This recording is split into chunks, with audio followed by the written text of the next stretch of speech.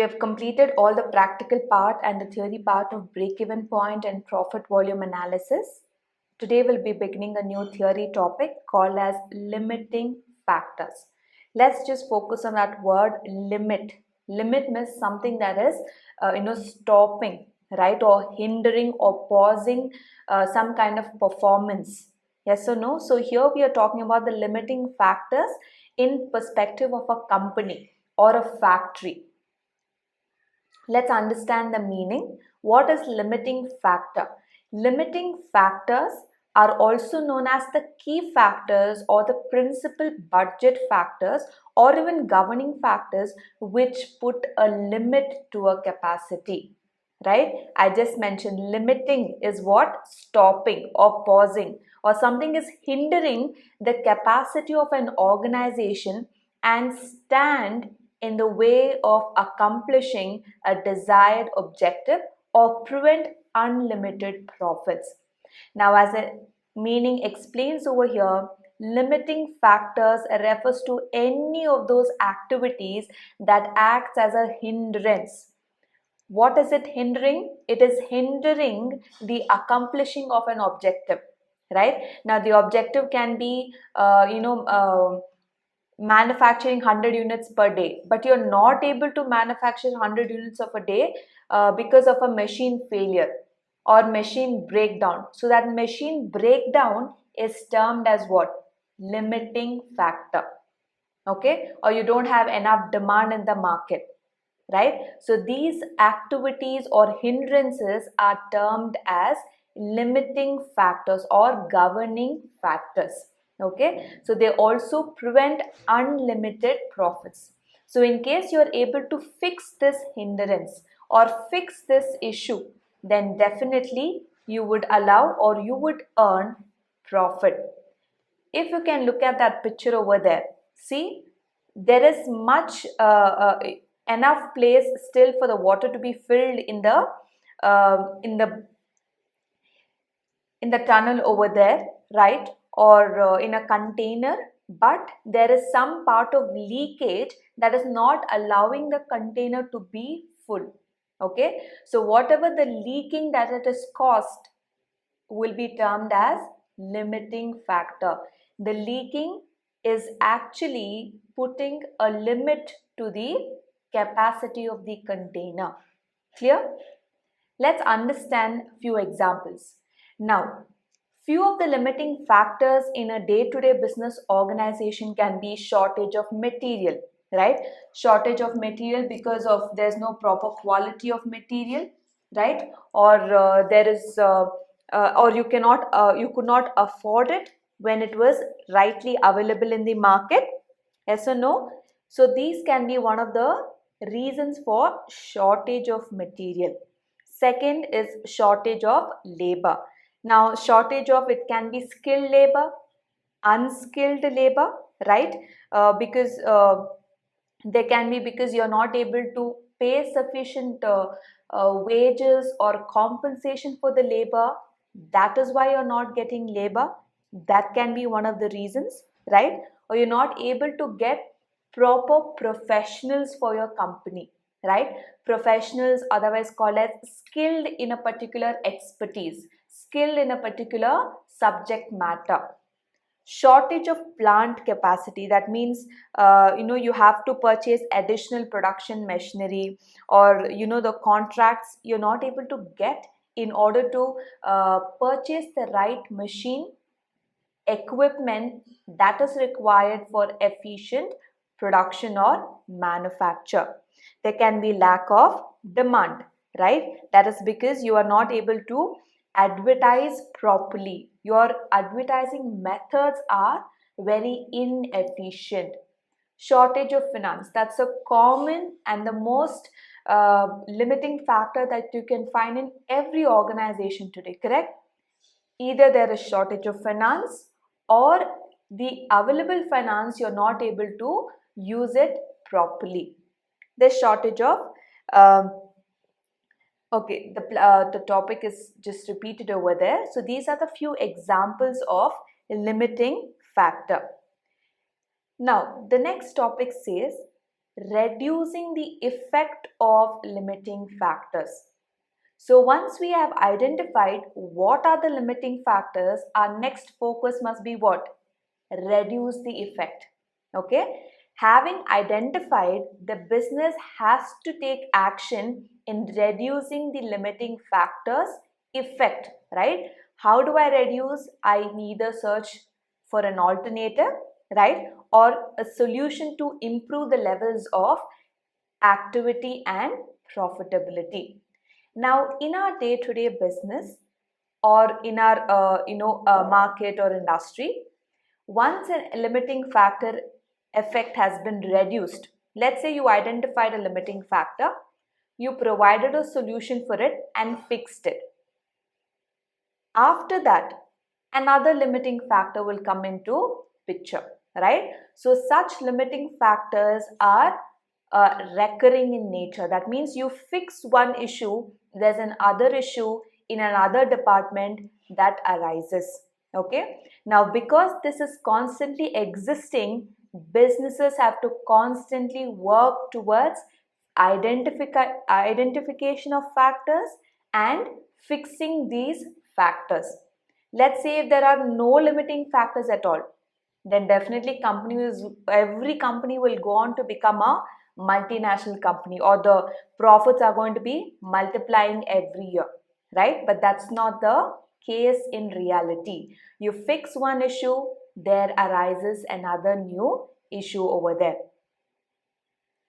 So how can we fix these issues? Number one, shortage of raw material.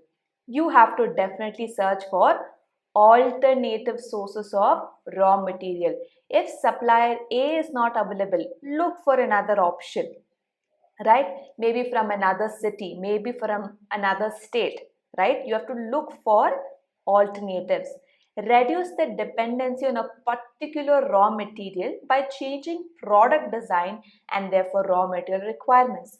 Isn't that so true? Instead of fixing to the same kind of raw material, you can actually alter the design or the making of your product. That way, the raw material requirements also will change whenever it is necessary.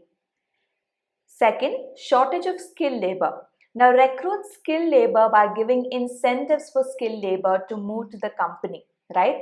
Now, definitely, who will not be ready to work for a particular company if their hard work is recognized, right? Along with a regular basic salary, if they're given incentives, wouldn't you like to work? I will definitely like to work, right?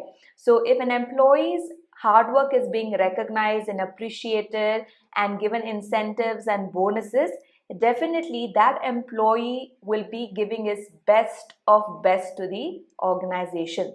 So that way, the available labor, if you're using it wisely, then you can overcome the problem of labor. Third, production capacity. Now, in order to expand, let's say your business is expanding, right? You need more godowns, you need more factories, and definitely you need to purchase additional machinery, additional equipment for manufacturing purpose. Okay, so you need to find some subcontract who can work outside companies. If you do not have space or capacity within your factory premises, you can outsource it, correct? You can ask any other companies to produce your product, right? That is called as outsourcing your work, right? Now we have a large amount of outsourcing work done in our country, right? Lot of call centers, all these are what? Customer end operations that are being done in the form of outsourcing at a much cheaper cost, right? So if you can do that with the production, that would be great. Fourth, shortage of factory space. Then how can you improve that? Of course, by extending your factory or by launching another godown or a factory, right? Or if you do not have space within your premises, you can purchase an additional factory, or even you can outsource or get a factory on lease or rental basis. Number 4, lack of customer demand for particular product. How can we improve that, right? Customers are not aware of our product. Customers are not demanding for our product. That can be one of the significant limiting factor. How can I fix this factor? Increase sales level by price changes. Now we all know whenever a new product or a new brand is launched, right? Immediately at the launching itself, they have so many offers, right?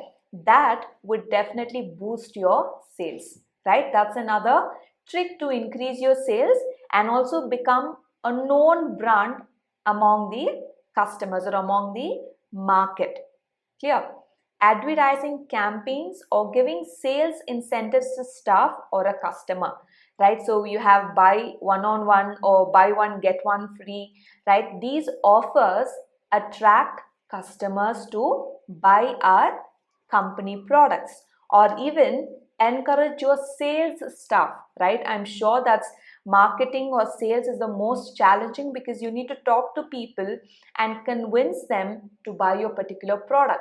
So that way you can give an incentive or a target, right? I'm sure you and I have met at least one salesperson or one sales or marketing executive in our life, right? Who's trying to sell some product, let's say a vacuum cleaner, right? Something, some product or some service to us, right? They try and convince us in order to purchase. So here we're going to do is make advertising campaigns, right?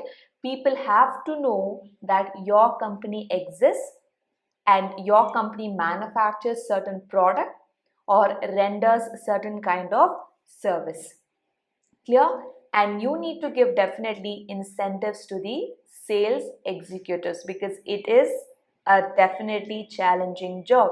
So the more targets, the more customers they can cover, the more incentives they will be getting. Number 6, shortage of finance. So new investment by the owner or borrowings from bank or other relatives. Now, as I told, shortage of finance, either it is mentioned here, but in reality, do you think the finance is really a problem? Okay, I assume it is not that much, right?